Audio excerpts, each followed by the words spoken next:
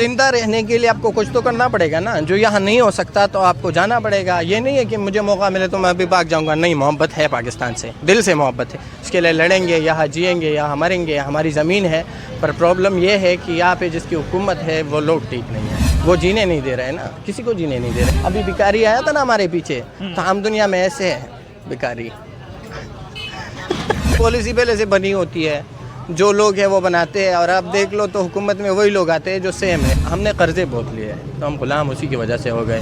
उम्मीद है थोड़े लोग जाग गए, पाकिस्तान से मोहब्बत है, ज़मीन है हमारी, यहाँ जिए है, यहाँ पैदा हुआ है, ये मरेंगे, आएंगे ज़रूर। हाँ जी, ये साथ वाले भाई जनाब अस्सलाम वालेकुम, आप क्या करते हैं जी?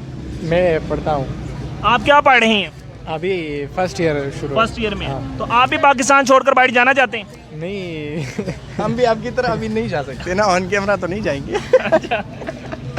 अच्छा, तो क्या पाकिस्तान से मोहब्बत है, ये नहीं है कि नहीं है पाकिस्तान से नहीं मोहब्बत, जाना चाहिए हम, पर बेसिकली जिंदा रहने के लिए आपको कुछ तो करना पड़ेगा ना, जो यहाँ नहीं हो सकता तो आपको जाना पड़ेगा। ये नहीं है कि मुझे मौका मिले तो मैं अभी भाग जाऊँगा, नहीं, मोहब्बत है पाकिस्तान से, दिल से मोहब्बत है, इसके लिए लड़ेंगे, यहाँ जिएंगे, यहाँ मरेंगे, हमारी ज़मीन है।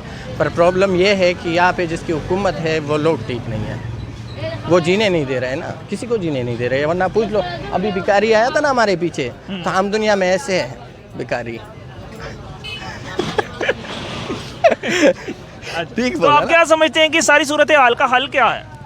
हल तो फिलहाल बहुत कॉम्प्लिकेटेड है, मैं तो इतना नहीं जानता पॉलिटिक्स के बारे में, सोल्यूशन के बारे में। हवाले से हम सादा अल्फाज में बात करते हैं। 77 सालों में इस मुल्क की इकोनॉमिक पॉलिसी जिन्होंने बनानी है वो पहले बना लेते हैं, फिर एक वजीर आजम बनाते हैं, वो फिर सिलेक्टेड है, वो ऐसा है ना कि पॉलिसी पहले से बनी होती है, जो लोग हैं वो बनाते हैं, और अब देख लो तो हुकूमत में वही लोग आते हैं जो सेम है, बस लीडर बदल जाता है कि फला पार्टी का हो गया। नीचे जो लोग हैं, मेरे ख्याल में पाकिस्तान में 200 पार्टियां तो होगी ना, उनमें से एक एक सीट भी हो जाए तो हुकूमत मिलजुल के बना लेते हैं, आपस में समझौता हो जाता है, तो वही पॉलिसी है, बदलेगी नहीं, कभी नहीं बदलेगी। सर आपने बात की आसानी के हवाले से अब हम लोग जानते हैं कि इंडिया में भी 2024 चल रहा है, तो इंडिया में भी जाहिर बात है पॉलिटिकल गेम स्कोरिंग तो होती है कि हर जो बंदा जा रहा है वो चाहता है कि मैं दोबारा हुकूमत में आऊँ, उसके लिए वो कुछ ऐसे काम भी करने हैं जो नज़र भी आएँ।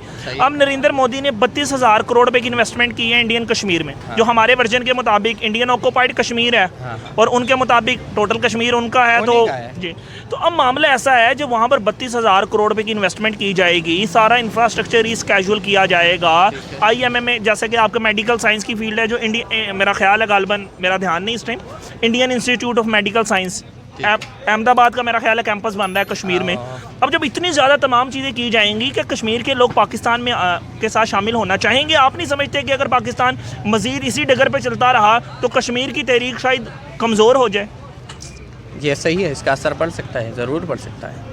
हाँ, आप फैसिलिटीज़ देंगे, आप उनको आराम देंगे, उनको सुकून मिलेगा, वहाँ ज़िंदगी आसान होगी, तो फिर वो भूल जाएंगे ना, यही है। ये तो सही बात आपने कह दी, आपने अपने सवाल का जवाब खुद ही दे दिया, मुझे बोलने की ज़रूरत नहीं पड़ी। सर आप समझते हैं कि पाकिस्तान इंडिया है, पाकिस्तान के तमाम मसाइल के पीछे कोई ना कोई कॉन्स्पिरेसी है, या वो अमेरिकी कॉन्स्पिरेसी है, अमेरिकी साजिश है, कभी अमेरिकी गुलामी, कभी इंडियन साजिश, कभी हमारे ईरान से मसले। प्रॉब्लम ये है ना, कोई ज़बरदस्ती आपको गुलाम नहीं बना सकता, ना आपको अपने मातहत बना सकता है। एक तो पहली बात ये है, हमने कर्जे बहुत लिए हैं तो हम गुलाम उसी की वजह से हो गए, और दूसरी बात ये है ना कि तो फैसला तो हम 25-26 करोड़ आवाम है, 28 करोड़ समझ लो, उनमें से फैसला करने वाले होंगे कोई 1000 लोग होंगे, तो 28 करोड़ लोगों का फैसला 1000 लोग करते हैं, 1000 में से फिर 2 ऐसे हैं जो 998 लोगों का फैसला वो करते हैं, तो फैसला तो उन्हीं का चलता है। तो ये 2 लोग कौन है आपकी नज़र में? मतलब आप ये 2 लोगों का पता होता ना तो हम निकल पड़ते हैं, अभी खिलाफ हम ही लाते। यही प्रॉब्लम है, उन्हीं का तो नहीं पता बस। सर ये क्या, हम मिसाल के तौर पर अगर हम कहते हैं कि उस्ताद अगर कौम का महमार है, ठीक है, तो कौम की तबाही का जिम्मेदार भी उस्ताद ही होगा, मतलब आपको मानना पड़ेगा ना। तो इस मुल्क की इस्टेब्लिशमेंट ने पिछले 77 सालों से इस मुल्क के फैसले किए हैं। हाँ, तो आप समझते हैं कि जो इकोनॉमिक पॉलिसी है उसकी जिम्मेदार भी ये इस्टेब्लिशमेंट है? इस्टेब्लिशमेंट को कह सकते हो, कह भी नहीं सकते, अकेला एक बंदे पे आप नहीं डाल सकते ना, हर बंदे का रोल होता है। सर आप देखिए ना कि पिछले 24 सालों में आप एक एड बेस्ड इकोनॉमी चला रहे हैं, ठीक है, इधर से पैसे ले रहे हैं, उसको दे रहे हैं, उससे ले रहे हैं, तीसरे को दे रहे हैं। तो आप कभी कहते हैं कि एक सियासी लीडर चोर है, कभी कहते हैं दूसरा चोर है, फिर कहते हैं तीसरा चोर है, और हकीकी तौर पर फॉरेन पॉलिसी भी आप भी बना रही हैं, हाँ। उसकी मैनिफेस्टेशन हमें नज़र भी आती है, हाँ बिल्कुल आती ठीक है, और इकोनॉमिक पॉलिसी की भी नज़र आती है, ठीक और है। फिर आप जिम्मा भी नहीं कबूल करते। तो ये अगर इसी तरह ही चलता रहेगा तो पाकिस्तान तो एक डेड लॉक का शिकार हो जाएगा। वो तो हो गया है पहले से, वो तो पहले से हो गया है, इसके बाद क्या शिकार होगा, वो तो बात ख़त्म हो और गई है नियर ना। फ्यूचर में आप कैसे देखते हैं इसे? नियर फ्यूचर में ये हाल देख रहा हूँ मैं, जैसे पहले अब उम्मीद है थोड़े लोग जाग गए हैं, ऐसा नहीं है।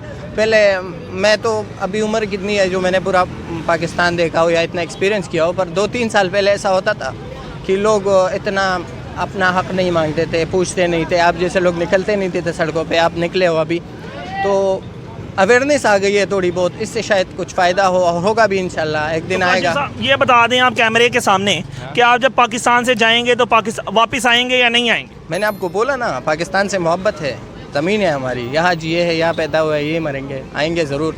और अल्लाह ना करे मैं जाऊँ, पहली बात तो यह है जाने का मौका ना दे अल्लाह, यहाँ पे हो जाए सब कुछ तो ठीक रहेगा। नहीं, अल्लाह आपको भेजे और आप पढ़ के वापस आएँ और अपनी सर्विसेज दे सकें सर। इंशाल्लाह। बहुत बहुत शुक्रिया, और इंशाल्लाह जब आप वापस आएंगे तो आपसे मुलाकात करेंगे। आपके वक्त का शुक्रिया। Thank you very much.